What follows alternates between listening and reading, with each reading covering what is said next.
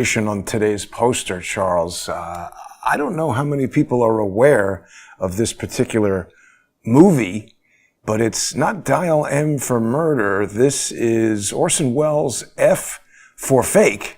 But of course, the brilliant genius, Karine Jean-Pierre, she's invented a new thing. It's not a deep fake, Charles. It's a cheap fake. It's much shallower, but it costs less. I mean, it's really pathetic. This is almost like I'm back as the eldest son with two younger brothers, and the younger brothers gotten in trouble again for doing something silly, and he invents this fanciful tale, which even we kids realize is bullshit. I mean, that's what we have here with this Karine Jean-Pierre. I mean, that song that we played before, Shaggy, It Wasn't Me, applies here. I mean, to try to pretend that these various videos, and there are many of them now, that show Biden to be feeble, really, I think he's at a stage now where senior care facilities would deny him entrance because he's too far gone. I don't know if you're aware of that when you're trying to negotiate somebody into a senior care facility, they really don't want to take somebody who's completely hopeless. Wow. And this guy is hopeless. Well, let's just talk about it for a second, Charles, because I think some people might still be confused. This is one of the most insane cases of stipulating reality that we have ever seen. And once again, when I talk about stipulating reality, I get that term from, stipulated facts in court, where it actually doesn't matter what really happened. It's just what the lawyers write down as the explanation of what happened. So here's somebody in the audience with a cell phone capturing this video of somebody counted the seconds of how long Joe is standing still. Right there, we saw Barack Obama grab him by the hand. Maybe he's activating the robot pants. I don't really know. But it's quite clear that he's helping him off stage. Now, I don't know if you've seen these other clips from, CNN or whoever was broadcasting this thing, but, it was a multi-camera setup in some big theater there in Los Angeles. And what they did is they just cut to wide cameras that couldn't exactly see Barack Obama. Notice Obama's pretty subtle in how he grabs his hand. He keeps his own hand low, and when he realizes through his peripheral vision that Joe's not moving, he just sort of, boop, nudges him. And the angle that was broadcast, you just can't see that at all. So rather than go to this other footage, they just say it never happened. Well, focus on Biden's right hand. If you can go back, we'll go back through it. Look at the way how stiff his right hand is and how unnatural that is. He's just so stationary. Yeah, but watch now. He grabs his left hand, and now look at his right hand. Barely it's moving. Down there in one place, which actually takes a little bit of effort to keep it in that one place. It's very strange to me. Oh, and you know what? A friend of mine, his father died after years of struggling with a disease that nobody could identify or treat. And it started in his hand with stiffness that eventually moved up through his whole arm. And like before, it was like known that he was sick. I would see him at Thanksgiving and be like, "Hey, Doc, your hand is all red." And it was because he had kept it in a stationary position because he had lost some sensation. Normally, if your hand was having blood accumulate in it, some involuntary reaction in your body would cause it to move. Sometimes you wake up and you have that pins and needles from sleeping on your hand. It's like if you had no sensation telling you that something was wrong with your hand to move it and do all this, you might stay stationary like that. It's weird.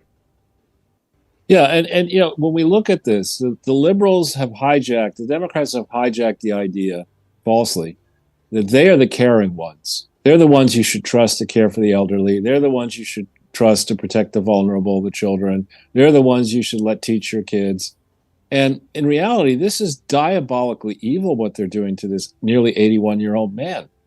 I mean, if he has 5 years left, I'd be amazed. It could be that he has weeks or months left. To keep him on this punishing schedule where he has to pretend that he's actually functioning as president of the United States, where he has to have people assimilate all these incoming reports of stuff that's going on in 50 states and 200 countries that may affect the United States interests. It's cruel to do that to somebody in this position. I mean, he could barely put pudding in his own mouth.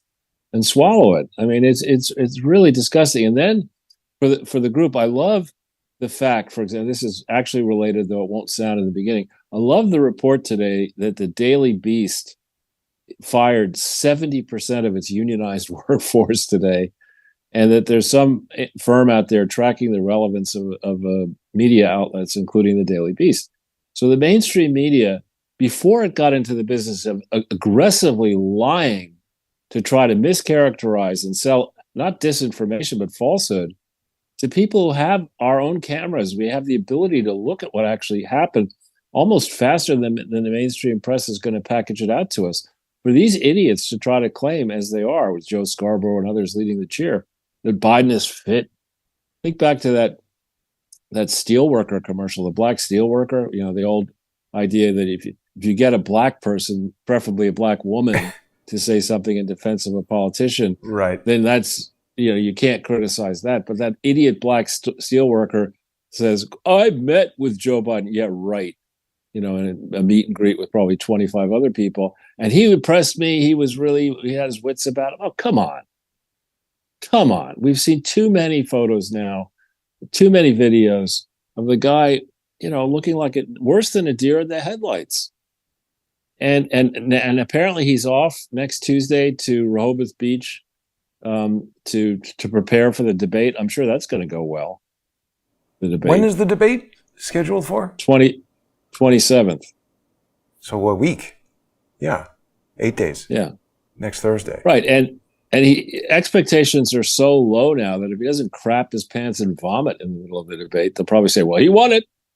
You know, he was able to say 10 words in a row.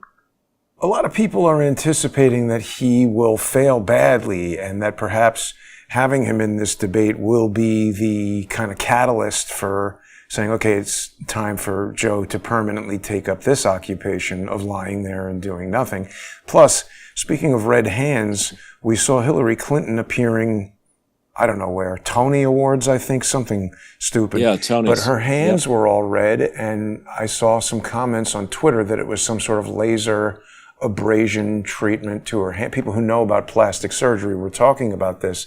And this was interesting. I saw somebody, maybe on Fox or some podcast that I watched, just sort of toss this out as an aside, speculating that what if they're going to now basically kick out Joe, make Kamala president for this sort of little period of really nothing's going to happen, and insert Hillary Clinton as vice president and then run her as the candidate.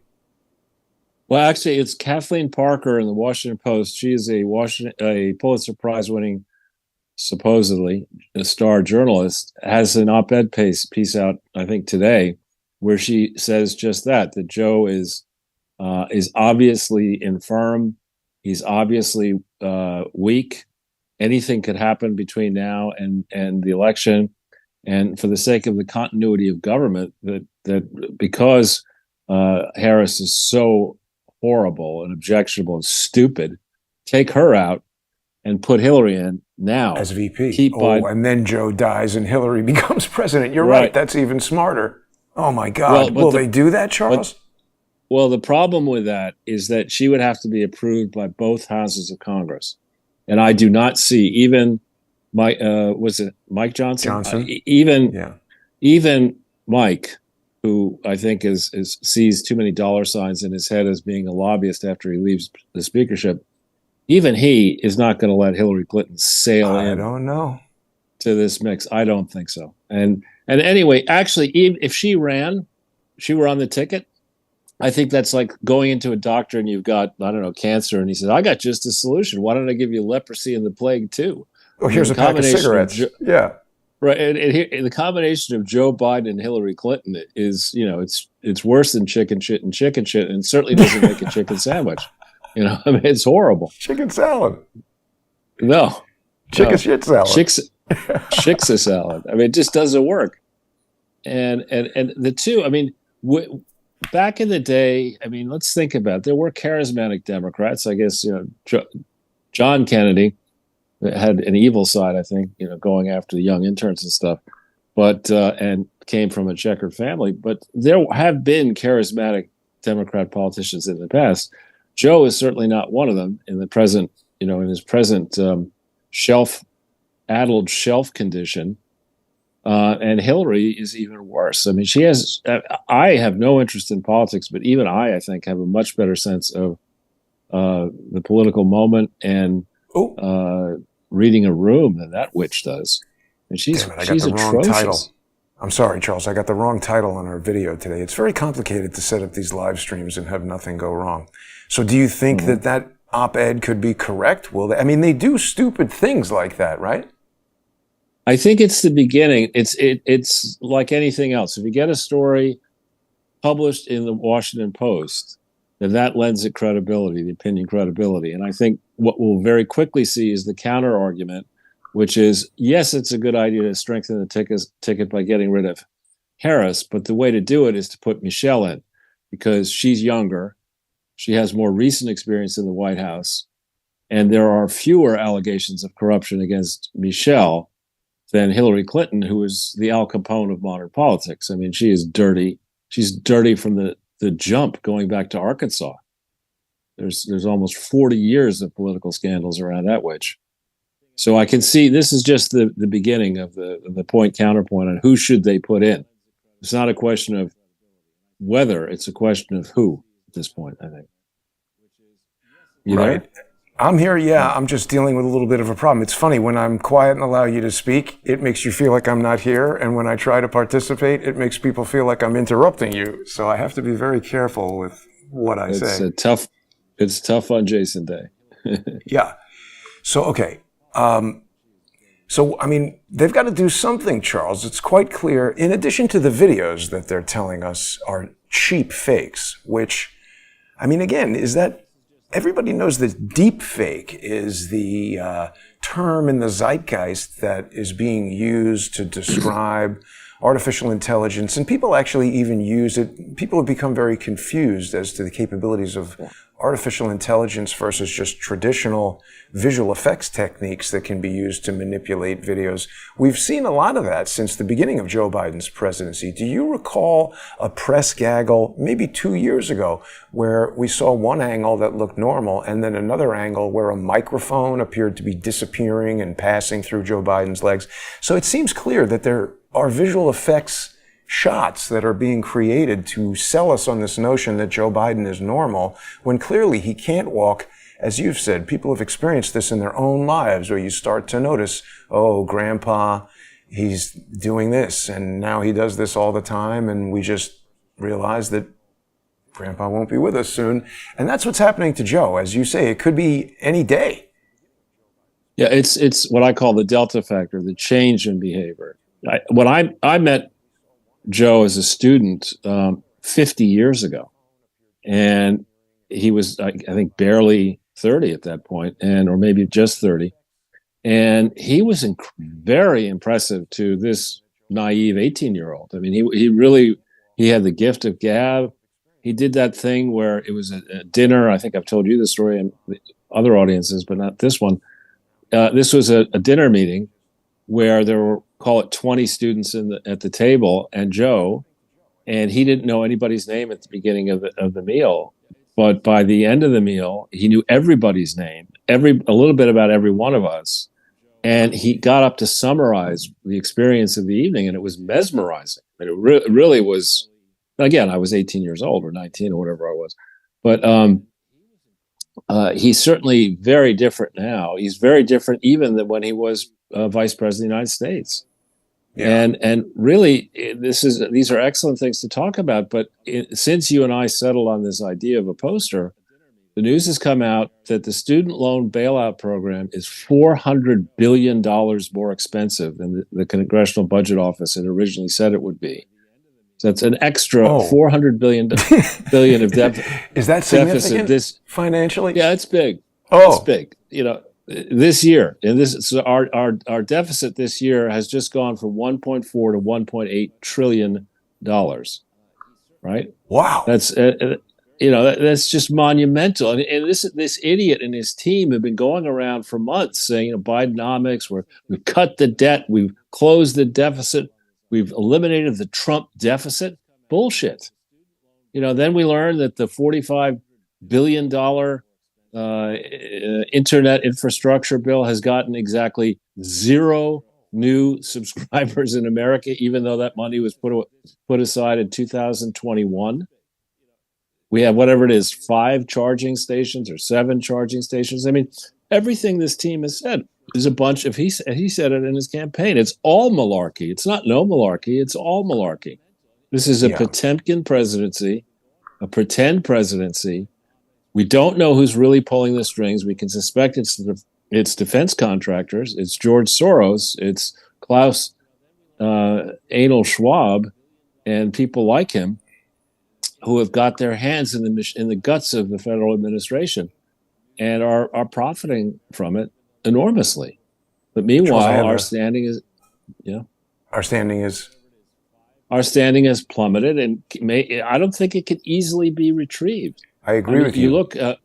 Another thing that's happened is that Biden and the administration have been slow walking promises of weapons to Israel, and Netanyahu just called them out on that. And so there was a meeting scheduled between the administration and Biden. It's been canceled, and Netanyahu rather. That's been canceled. We have Israel threatening to annihilate Hezbollah now. We have that capability.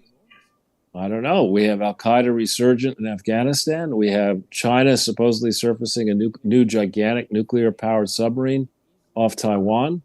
Whoa. We have big jitters in securities markets and bond markets. A large Japanese bank is selling U.S. Treasuries, has a pile of 63 billion of them.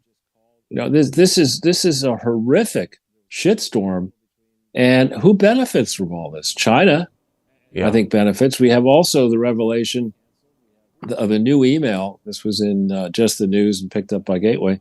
A new email showing, I think, conclusively that Devon Archer, who was working with Hunter and Joe, actually, when Joe was vice president, that Devon Archer explicitly had in mind to get the vice president of the United States to assist the Burisma team by stymieing that prosecutor. There's new explosive email evidence of that just has come out. So there's all these, not just landmines, these are the tactical nukes the Biden campaign has to worry about are hitting his campaign at home. I mean, this is, if I were a publisher, I wouldn't publish Joe Biden's biography, of this presidency. It's a horror show. Yeah, not good. And, Charles, regular viewers have come to know that you enjoy contrasts. You were talking about how you met Joe Biden when he was in his 30s and he was impressive. Here's Sophia Loren, classic Hollywood beauty. I would say she's in her late 20s. Maybe she's 30 in this picture. Quite impressive, Charles. She was a historic beauty. However, time is not kind to anyone. Although she's aged gracefully and looks lovely at the age of 89, you couldn't put this person in a bikini in a movie and have people want to go look at that, because this is just a fact of life. You get old and people get old. Well, I actually think that's probably exactly what they're going to do. They'll bring back a bunch of 80 and 90-year-old women and have, what was that show on the beach? Baywatch. With old ladies? Grandma Baywatch. I mean, they're so effing crazy in Hollywood, as you know well, better than I. They probably would cast her in a bikini. They'd make it with fat people. The Sports Illustrated swimsuit issue has got, I think they had a dude last time, and now they've got this gigantic fat woman. I don't know. Lizzo? No. Here she is. I don't know the person's name, but yeah, this is her. I'm pretty sure. That's not small. But the thing is, look, people have a right to be fat if they want to be. But the point is, this woman also appears to be about 30. And from a scientific and health standpoint, she is at risk of, or I think she's experiencing metabolic syndrome, which can lead to heart disease. And it's basically a precursor to any disease that will kill you, strokes, diabetes, etc. And they're out promoting this body positivity for stuff that's going to kill you early. It doesn't, next thing you know, they're going to have us drinking, putting lead in our drinking water. I think You they did know, that already. again, I'm saying. Yeah. The other thing I think that people wanted to hear your commentary on, Charles, is North Korea and Russia had a presidential summit yesterday for the first time in 20 years. Putin went there. I have to tell you, although this was, you're spending time in Europe and overseas, and there's a lot of things that you encounter when you travel that it's interesting. This is something that you learn from the experience of travel, how just things in general, architecture and customs and whatever, it's different in other countries. And it was interesting to observe this parade where, Kim Jong-un, he's very, he's handsy, not in a gay way, but he's like really directing Putin around, touching him to tell him where to walk, stuff that you wouldn't normally expect. And Putin, he doesn't act like some angry dictator who doesn't allow people to touch him. He just acts like a regular diplomat going to meet somebody and introducing all the Russian diplomats to Kim, and then Putin walking down this line and shaking hands with all the North Korean guys. And people can look at this and say like, oh, they're dictators and this and that. But the fact of the matter is this is diplomacy. Neither of these two countries are launching nuclear missiles at each other. And this is sort of step two of what Donald Trump attempted by walking into the country and shaking the guy's hand. And somebody might look at this and say, oh, you're appeasing a dictator, but isn't it better, particularly if he's not, I might agree with that if he came and took over South Korea. But Charles, isn't it better to engage in diplomacy if Trump was playing golf with this guy and negotiating a Trump Tower Pyongyang rather than him launching missiles and testing Chinese hypersonic missiles? Wouldn't that be better? Sure. This guy, Kim, he looks like he watches Family Feud, and he's wearing almost those Steve Harvey long suits, where the jacket goes way down your pants. Can't say I've seen that. Steve Harvey is very funny, actually, a very funny black comedian. He's got a series. I think he might be among the highest earning game show hosts at this point. Wow. But anyway, look, if we want to talk about dictators, I think Joe Biden puts the dick in dictator. Look what he's done.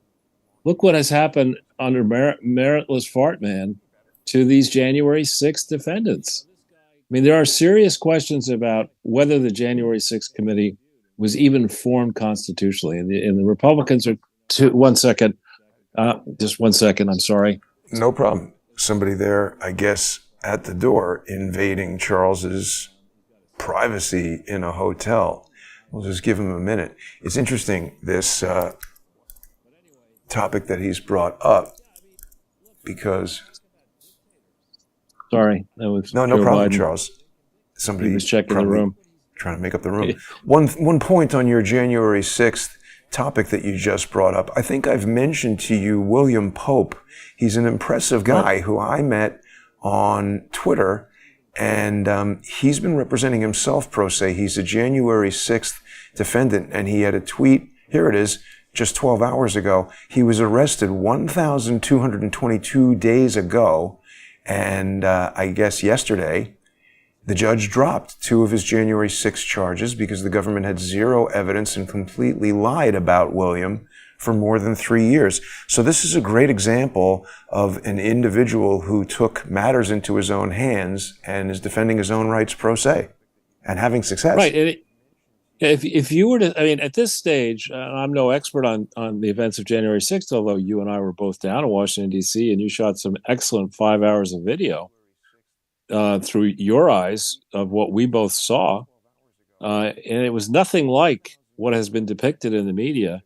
There are, in my mind, on the question of stipulated reality, there are serious questions about what Nancy Pelosi and her daughter's roles were in that whole fracas, and who instigated it, and what was the role of the FBI and their various people in and around the events of that day. And isn't it likely that what the Democrats were trying, the rhinos were trying to do, was to just cancel the Trump brand? So if we go back to the question of political repression, that's outright and bold and defiant political repression in the United States of America. And I'm not saying were necessarily as bad as North Korea, but I think Biden is definitely more in the tyrant camp than he is in the George Washington camp, given his flouting of standard procedure, his issuance of, I think, illegal executive orders, his refusal to honor the Supreme Court's decision on student loan debt, and other things. I mean, this guy, Biden, is definitely behaving more like a dictator than Trump ever did. Charles, something And interesting on our January 6th video. This individual is Jonathan Lee Riches. And actually, Millie Weaver, who used to be with InfoWars and has done some excellent work, she's a very popular independent journalist in her own right. She had a tweet about this guy, Jonathan Lee Riches, and he's apparently a bigger troublemaker than we realized on January 6th when we met him there. But we're going to continue this conversation. We're out of time here on YouTube. People can join us on odyssey.com/@crowdsourcethetruth, where this video is still available. People can watch this 5-hour January 6th video, and I'm sure there's still a ton of evidence in there that we haven't seen. Totally free for people to watch, but they can also sponsor the show for as little as $3 a month on odyssey.com/@crowdsourcethetruth. And I do want to thank everyone who's sponsoring the show on Odyssey, on Substack, on subscribestar.com and patreon.com/crowdsourcethetruth. Maybe I'm about to get some air conditioning. That noise could herald the starting of the compressor. But thanks for tuning in, everybody. Stay with us right now. We're going to continue this conversation with Charles, and we still have a lot to talk about. Putin and Kim chilling in North Korea. Stay with us.